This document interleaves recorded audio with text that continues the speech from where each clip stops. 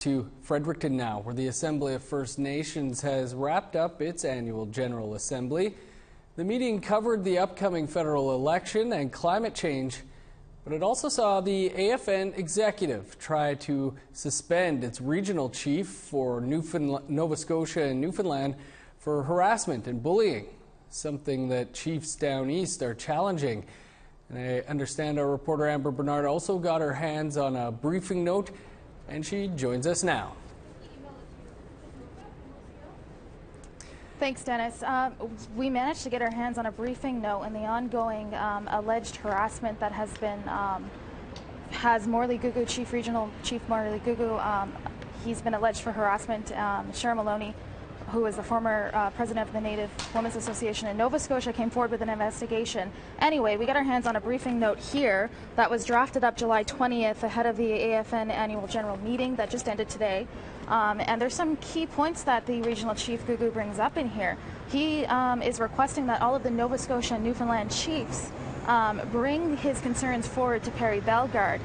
Some of the things he's asking is, what AFN bylaws did the regional chief break, and what criminal charges have been laid. So, I mean, it's important to note that Gugu hasn't been charged with any assault or harassment, that these are just alleged incidences. So,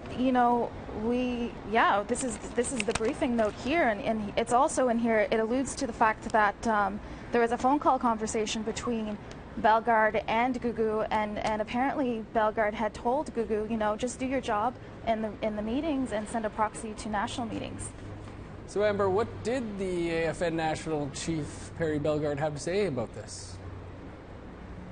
We reached out multiple times since we got our hands on this briefing note, and we were declined each time from multiple communications people, from the chief, that he didn't want to do an interview with us. But we weren't going to take no for an answer.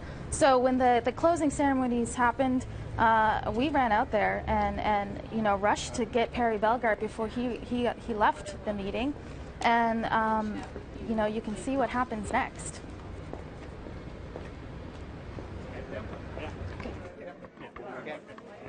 We're not available. We got to get going. We got to get going. We're just going. Sorry, Amber. Sorry, Amber. Touch me. Thanks, guys.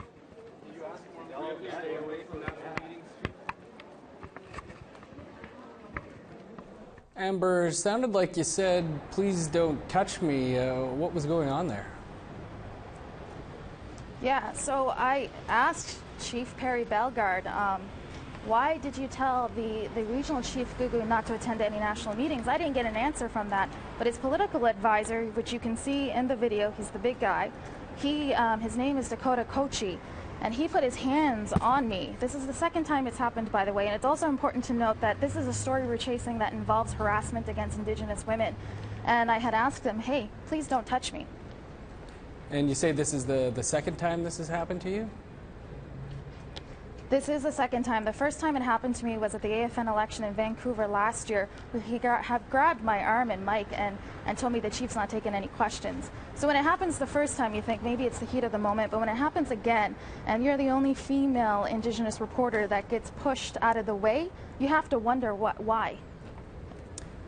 Well, that is certainly unfortunate, Amber. Good work out there at the AFN in Fredericton, and thanks for providing an update here for us.